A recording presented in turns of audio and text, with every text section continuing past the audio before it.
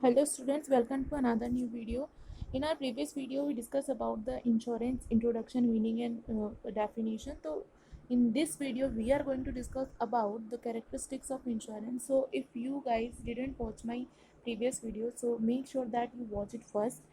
बाकी आगे वाले वीडियो को आपको तभी समझ में आएगा जब आपने लास्ट वाले वीडियो को अच्छे से क्लियर कर लिया होगा, तभी आपको आगे वाला वीडियो समझ में आएगा. So if you guys didn't watch, first go and watch that video. Okay, so let's start with the characteristics of the insurance. Okay, तो बेसिकली आपको समझ में आ चुका होगा कि इंश्योरेंस क्या होता है, इंश्योरर कौन होता है और इंश्योरी कौन होता है. तो इस वाले वीडियो में हम पढ़ने वाले हैं कैरेक्टरिस्टिक्स ऑफ इंश्योरेंस के बारे में. तो सबसे पहले हम बात करते हैं, पहला कैरेक्टरिस्टिक्स होता है ये शेयरिंग ऑफ रिस्क होता है. इसके मतलब इसमें हम आसानी से रिस्क को शेयर कर सकते हैं. So insurance is a device to share the financial loss. तो किस चीज़ के लिए बनाया जाता है इंश्योरेंस? फाइनेंशियल लॉस को शेयर करने के लिए इंश्योरेंस की फॉर्मेशन हुई है, इंश्योरेंस बनाया गया है, या फिर इंश्योरेंस खरीदा जाता है, परचेज किया जाता है. तो इंश्योरेंस क्या क्यों किया जाता है? To the bear of the financial loss को बियर करने के लिए, या फिर उस लॉस को आप शेयर कर दे रहे हैं बीमा कंपनी के साथ, which might be fall on an individual और his family on the happening of a specified event. मतलब जिस इवेंट के लिए आपने बीमा करवाया है, अगर वो इवेंट हो जाता है, वो एक्सीडेंट हो जाता है, तो आपको बीमा के पैसे मिल जाएंगे. ठीक है. सो द इवेंट में be death of a breadwinner to the family in the case of life insurance. मतलब अगर लाइफ इंश्योरेंस के केस के अंदर breadwinner in the sense कि जो आपके जो रोजी रोटी कमा रहा है परिवार के अंदर, अगर आपने उसका इंश्योरेंस करवाया और उसकी अगर डेथ हो जाती है, यहाँ लाइफ इंश्योरेंस में किसकी बात हो रही होती है? डेथ की बात हो रही है. तो अगर उसकी डेथ हो जाती है तो इंश्योरेंस का पैसा आपको उसकी डेथ पे मिल जाएगा. Then comes the marine perils in marine insurance. तो अगर आपको समुद्र में कोई लूटपाट हो जाती है, आपकी बिजनेस, आपका कोई अच्छा खासा बिजनेस चल रहा है, बिजनेस रन कर रहा है, और आप समुद्री बीमा आपने करवाया हुआ है, तो अगर आपको अपना माल भेज रहे हैं और बीच में अगर आपके साथ माल के साथ कोई दुर्घटना हो जाती है, या आपका माल डूब जाता है, या उसके साथ कोई पेरिल्स हो जाते हैं, तो आपको उस टाइम पे इंश्योरेंस का जो पेमेंट है वो हो जाएगा. Fire insurance and other certain events in general insurance. तो अगर आपने फायर इंश्योरेंस ले रखा है, दैट मीन्स कि अगर आपकी कंपनी में फायर हो जाती है, या आग लग जाती है, या फिर आपका माल किसी आग के कारण दुर्घटनाग्रस्त हो जाता है, तो आपको उस माल के बराबर का पैसा दे दिया जाएगा. थेफ्ट इन बर्गलरी इंश्योरेंस. अगर बर्गलरी इंश्योरेंस करा रखा है, इसका मतलब चोरी होने के, अगर चोरी आपका माल हो जाता है या फिर कोई भी चोरी हो जाती है, तो उसके अंदर आपको पैसा मिल जाएगा. बर्गलरी इंश्योरेंस मतलब थेफ्ट की बात हो रही होती है. तो बेसिकली क्या होता है कि अलग अलग इवेंट्स और एक्सीडेंट्स के लिए अलग अलग इंश्योरेंस बनाए गए होते हैं. मतलब हर तरीके से इनको डिवाइड किया होता है. जैसे मेडिसिन इंश्योरेंस होता है, सॉरी मेडिकल इंश्योरेंस होता है, लाइफ इंश्योरेंस होता है, डेथ इंश्योरेंस, एक्सीडेंट इंश्योरेंस, तो कार इंश्योरेंस हो जाता है, मरीन इंश्योरेंस, फायर इंश्योरेंस, बहुत सारे इंश्योरेंस होते हैं. ठीक है. तो accident in motor insurance etcetera. मतलब अगर आपने मोटर का इंश्योरेंस करा रखा है, मोटर इन द सेंस कि आपकी बाइक का अगर इंश्योरेंस करा रखा है, और अगर उसका एक्सीडेंट हो जाता है, तो आपको उसका पैसा मिल जाएगा. The loss arising now these events if insured are shared by all the insured in the term of premium. और इस लॉस को आप किस तरीके से शेयर करते हैं? आप उसको प्रीमियम के बेसिस पे शेयर करते हैं. प्रीमियम क्या होता है? प्रीमियम वो होता है जो इंश्योर्ड, जो होता है इंश्योर्ड पर्सन कौन होता है? जिसका बीमा हुआ हुआ होता है. तो इंश्योर्ड क्या करता है? प्रीमियम का पेमेंट करता है टाइम टू टाइम. क्यों करता है? क्योंकि उसको अपने रिस्क को बीमा कंपनी या फिर इंश्योरर के साथ में शेयर करना होता है. तो मैं सीधी सी बात है कि अगर आपको अपना रिस्क किसी के साथ शेयर करना है, इसका मतलब आप उस रिस्क को शेयर करने के लिए थोड़ा थोड़ा पार्ट आप दे रहे हो, तो उसको हम क्या कहते हैं? उस थोड़े थोड़े पार्ट को हम प्रीमियम कहते हैं. नेक्स्ट आता है कि ये कोऑपरेटिव डिवाइस है. ठीक है. The most important feature of every insurance plan is the cooperation of large number of person. तो ये क्या होता है? मेन फीचर क्या होता है? इंपॉर्टेंट फीचर कि ये एक कॉपरेशन प्लान होता है जिसमें काफ़ी सारे नंबर ऑफ पर्सनस वर्क कर रहे होते हैं. In effect agree to share the financial loss arising due to particular risk which is insured. तो जिस रिस्क को आपने इंश्योर्ड करवाया हुआ है, मान लीजिए मैंने एक्सीडेंट का कोई बीमा करवाया हुआ है, तो एक्सीडेंट वाले जितने भी बंदे हैं, जितने भी लोगों ने एक्सीडेंट बीमा करवाया होगा वो सब इसी के अंदर आएंगे। किसी ने लेट्स सी कि अगर किसी ने लाइफ इंश्योरेंस करवाया होगा, तो अगर 5 बंदों ने लाइफ इंश्योरेंस करवाया है, इसका मतलब पाँचों इसी कैटेगरी के अंदर आएंगे। तो अगर 5 में से किसी एक की डेथ हो जाती है तो he is liable to take the money of insurance. Okay, तो अगर उसकी डेथ हो जाती है तो वो क्या है कि वो लाइबल हो जाता है, वो उस चीज़ के लेने के लिए उत्तरदायी हो जाता है, वो नॉमिनी हो जाता है कि उसे इंश्योरेंस का पैसा मिले।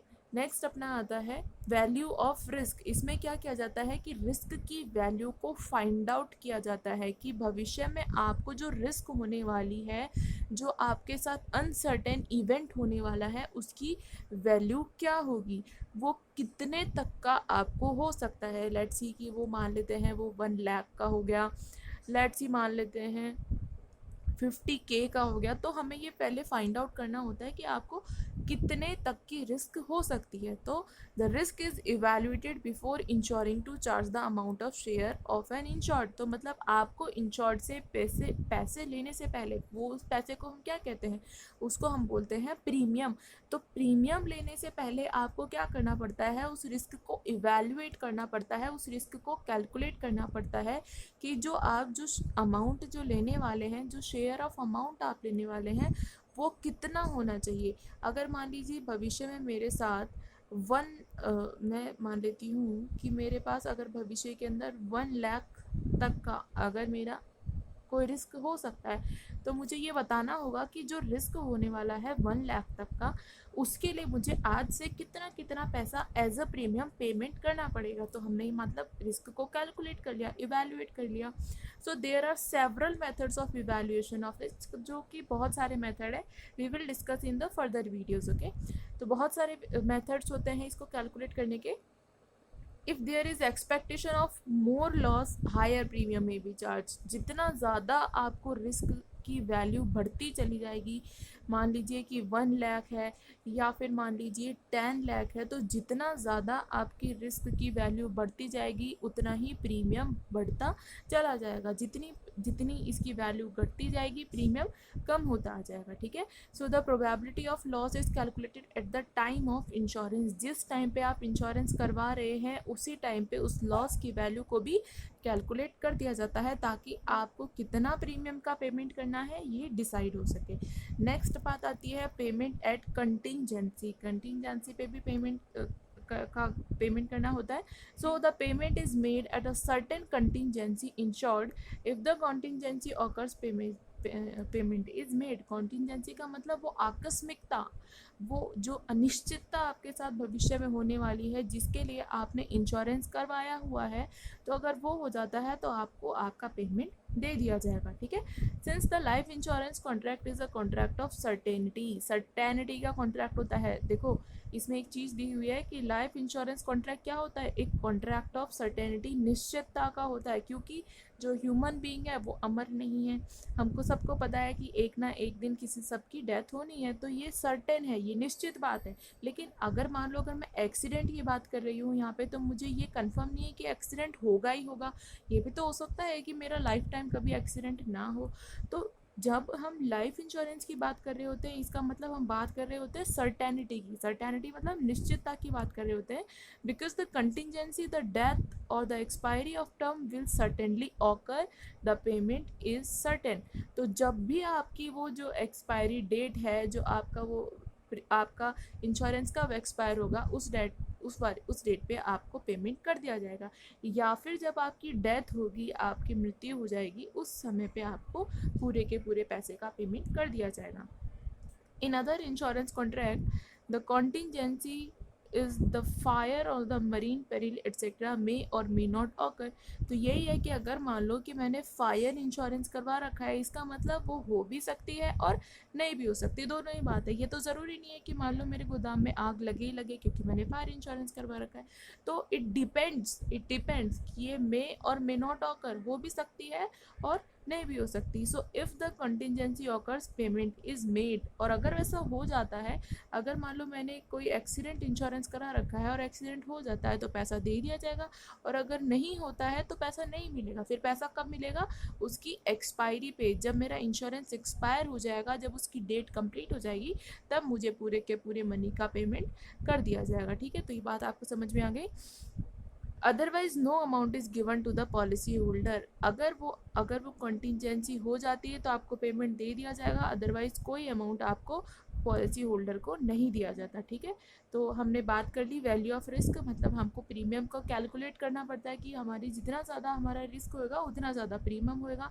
नेक्स्ट बात हमारी पेमेंट एट कंटिजेंसी, कंटिजेंसी का भी आपको पेमेंट करना पड़ता है। ठीक है, तो मतलब पेमेंट ऑफ कंटिजेंसी का मतलब कि वो, अगर वो इवेंट हो जाता है, वो एक्सीडेंट हो जाता है जिसके लिए आपने इंश्योरेंस करवाया है, तो आपको पैसा दे दिया जाएगा, अदरवाइज आपको कोई पैसा नहीं दिया जाएगा। फिर वो आपको पैसा कब मिलेगा? जब उस इंश्योरेंस की डेट कंप्लीट हो जाएगी। ठीक है, जब वो पूरा अच्छे तरीके से मेच्योर हो जाएगा, जब उसकी मेच्योर डेट हो जाएगी, तब आपको पैसा दे दिया जाएगा। ठीक है, नेक्स्ट अपना बात आती है अमाउंट ऑफ पेमेंट, कि आपको पेमेंट किस तरीके से करना है। The amount of payment depends upon the value of loss, किस पे डिपेंड करता है कि हमारी लॉस कितनी रहेगी, हमारी रिस्क कितनी रहेगी। जैसे कि हम पहले ही पढ़ चुके हैं इस बारे में कि हमको इन दोनों को कैलकुलेट करना पड़ता है कि जितना ज़्यादा लॉस होएगा उतना ही ज़्यादा क्या रहेगा, उतना ही ज़्यादा हमारा प्रीमियम रहेगा। तो हमें क्या होता है, द अमाउंट ऑफ पेमेंट किस पे डिपेंड करता है? Value of loss occur due to the particular insured risk provided insurance is there up to that amount. तो मतलब जितनी ज़्यादा आपके रिस्क है, जितना ज़्यादा आपका लॉस रहेगा, उतना ही ज़्यादा आपको अमाउंट का पेमेंट करना पड़ेगा। नेक्स्ट बात आती है हमारी large number of insured person. अब एक इंश्योरेंस कंपनी है, डजंट मीन कि वहाँ सिर्फ एक बंदा ही इंश्योरेंस जो इंश्योर्ड होगा, वहाँ पे बहुत सारे, लेट्स सी वहाँ 2K पर्सन है जिन्होंने अपना इंश्योरेंस करवा रखा है। तो large number of insured person, काफ़ी सारे बंदे होते हैं, काफ़ी सारे पर्सन होते हैं जो इंश्योर्ड होते हैं। देखो, to spread the loss immediately, smoothly and cheaply, large number of person should be insured. बहुत सारे लोगों को एक साथ इंश्योरेंस करवाया जाता है, ताकि अगर 100 बंदों में से किसी एक का अगर मेजॉरिटी पीरियड हो जाए, या फिर जिस इवेंट के लिए या फिर जिस लॉस के लिए उसने इंश्योरेंस लिया गया था, वो अगर इवेंट हो जाता है, ऑकर हो जाता है, तो उसको टाइम पे पैसा दे दिया जाए। ठीक है, the cooperation of a small number of person may also be insurance, but it will be limited to smaller area। मतलब छोटा एरिया होगा तो छोटे कम नंबर ऑफ पर्सन होंगे। मतलब अगर स्मॉल एरिया है तो स्मॉल नंबर ऑफ पर्सन, और अगर लार्ज एरिया होता है तो लार्ज नंबर ऑफ पर्सन का इंश्योरेंस करवाया जाता है। The cost of insurance to each member may be higher, सबकी अपनी अपनी कॉस्ट हो सकती है। मान लीजिए कोई पर्सन है जिसका 1 लाख का अगर रिस्क कैलकुलेट हुआ है, तो उसकी कॉस्ट उतनी होगी जितनी कि अगर मान लीजिए किसी दूसरे पर्सन का 50,000 का ही अगर कैलकुलेट हो रहा है रिस्क, तो उसकी वैल्यू, उसकी जो कॉस्ट आएगी वो कम आएगी। तो ये डिफर करती है person to person, member to member. The cost of insurance to each member may be higher, so it may be unmarketable. Therefore, to make the insurance cheaper, it is essential to insure large number of persons or property, because the lesser would be cost of insurance and so the lower would be premium। मतलब अगर 10 बंदे काम कर रहे हैं, 10 बंदों का insurance है, तो उनकी कॉस्ट ज़्यादा आएगी कंपैरिजन टू कि वहाँ 100 पर्सनस अगर इंश्योर्ड है, तो उनकी कॉस्ट 10 बंदों की कंपैरिजन में कम रहेगी। ऐसा ही होता है। अगर मैंने 10 लोगों का पैसा लिया है, 10 लोगों ने मेरे पास इंश्योरेंस करवाया है, इसका मतलब कि मेरी कॉस्ट ज़्यादा रहेगी। अगर मेरे पास 100 लोगों ने इंश्योरेंस करवाया, इसका मतलब ऐसा तो नहीं कि 100 के 100 लोगों को एक साथ ही पैसा देना पड़ जाए। 100 में से मान लो किसी 2 बंदों को के साथ इवेंट हो जाता है, एक्सीडेंट हो जाता है, तो मेरे को सिर्फ उन 2 बंदों को पैसा देना पड़ेगा। फिर भी मेरे पास 98% है, और अगर यहाँ पे किसी 2 को अगर मेरे को पैसा देना पड़ जाए, तो यहाँ मेरे पास कितने पर्सन रह जाएंगे? 8 रह जाएंगे। तो देखा आपने डिफरेंस, तो इसमें कॉस्ट ज़्यादा रहती है इस वाले में, और इसमें कॉस्ट रहती है लो। ठीक है, तो ये बात हो गई large number of insured persons की। नेक्स्ट बात आती है हमारी, insurance is not a gambling, insurance कोई जुआ नहीं होता है। So the insurance serves indirectly to increase the productivity of the community by eliminating worry and increasing initiative, तो ये क्या करता है, आपकी चिंताओं को कम करता है, आपकी समस्याओं को, अपनी प्रॉब्लम्स को कम करता है। ये पीस ऑफ माइंड देता है, मानसिक शांति प्रदान करता है। मान लीजिए मैंने लाइफ इंश्योरेंस करवा रखा है, इसका मतलब कि अगर 10 साल बाद अगर मेरी मृत्यु हो जाती है तो मेरे नॉमिनी जो हैं, जो मेरे उत्तराधिकारी हैं, उनको पैसा मिल जाएगा, उनको कोई फाइनेंशियल प्रॉब्लम नहीं आने वाली। यही बात है। तो ये क्या करता है, हमारी वरीज को कम कर देता है यहाँ पे। एंड इंक्रीज इनिशिएटिव, और इनिशिएटिव को इंक्रीज कर देता है। ठीक है। So the uncertainty is changed into certainty by insuring property and life, because the insurer promises to pay a definite sum at damage और डेथ। तो इंश्योरर को किस चीज़ का प्रॉमिस किया जाता है कि अगर आपके साथ कोई डैमेज हो जाता है, लेट्स सी प्रॉपर्टी का कोई डैमेज हो जाता है, तो आपको अमाउंट दे दिया जाएगा। अगर डेथ हो जाती है तो भी आपको अमाउंट का पेमेंट कर दिया जाएगा। ठीक है। तो यहाँ हमारे को ये इस चीज़ की, ये हमें पीस रहता है, हमारे दिमाग में शांति रहती है कि अगर कुछ भी ऐसा अनचाहा, अनवांटेड अगर कुछ भी ऑकर होता है तो हमें उस टाइम पे फाइनेंशियली सपोर्ट करने के लिए इंश्योरेंस कंपनी उस अब हमारे साथ खड़ी रहेगी। ठीक है। तो ये बात हो गई, इंश्योरेंस कोई गैम्बलिंग नहीं है, कोई जुआ नहीं है इंश्योरेंस। नेक्स्ट बात आती है, insurance is not a charity. अब भाई जुआ नहीं है तो फिर क्या है, चैरिटी है? चैरिटी भी नहीं है इंश्योरेंस। क्यों नहीं है? क्योंकि यहाँ हमें प्रीमियम का पेमेंट करना पड़ता है, वो हमें दान नहीं दे रहे हैं पैसा, हम प्रीमियम का पेमेंट कर रहे हैं, तब वो हमें हमारा रिस्क होने पे पैसा दे रहे होते हैं। ठीक है। तो charity is given without consideration, बिना किसी कंसिडरेशन के दिया जाता है। अगर मान लो मैंने किसी एनजीओ के अंदर 100 रुपये दान दिए, तो मैंने किसी प्रतिफल के रूप में दान दिए क्योंकि एनजीओ वाले भी मुझे कुछ दे अगर मैं 100 रुपये दे रही हूँ, ऐसा नहीं होता है ना। तो इंश्योरेंस जो चैरिटी जो होती है उसमें कंसिडरेशन होता है, जबकि insurance is not possible without premium. Insurance premium के बिना पॉसिबल नहीं है। जब तक आप प्रीमियम का पेमेंट नहीं करेंगे, इंश्योरेंस नहीं किया जा सकता। So it provide security and safety to an individual and to the society. तो किस किस को सेफ्टी प्रोवाइड करवाती है? इंडिविजुअली सेफ्टी प्रोवाइड करवाएगी। अगर किसी इंडिविजुअल ने अपना इंश्योरेंस करवा रखा है तो उसे भी सेफ्टी है और सोसाइटी को भी सेफ्टी हो जाती है। ठीक है। Although it is a kind of business, एक तरीके का बिजनेस ही हो गया, इंश्योरेंस कंपनी खुद एक बिजनेस कंपनी होती है, लेकिन फिर भी ये चैरिटी नहीं होती है। ठीक है। So in consideration of premium it guarantees the payment of loss, कि मतलब अगर आपको कल को कोई लॉस हो जाता है तो ये आपको उस टाइम पे पैसे देने की गारंटी लेता है कि आपको अगर कोई भी इवेंट, कोई अनवांटेड इवेंट या कोई एक्सीडेंट हो जाता है आपके साथ में, तो हम आपको पैसा दे देंगे। ठीक है। So it is a profession because it provides adequate source at the time of disaster only by charging a nominal premium for the service। और अपने सर्विस के लिए क्या चार्ज करते हैं? प्रीमियम चार्ज करते हैं, जो आपको छोटे छोटे टुकड़ों में पेमेंट करना पड़ता है। और ये कब दे, आपको पैसा कब दिया जाता है? At the time of disaster, आपके साथ कोई घटना हो जाती है, आपके साथ कुछ गलत हो जाता है, तब आपको उसका पेमेंट कर दिया जाता है। लेकिन यहाँ एक बात देखने की ये है कि जो एक्सीडेंट वाला पर्सन है, अगर किसी ने एक्सीडेंट बीमा करवाया हुआ है और उसकी डेथ हो जाती है, उस केस में पैसा नहीं दिया जाएगा।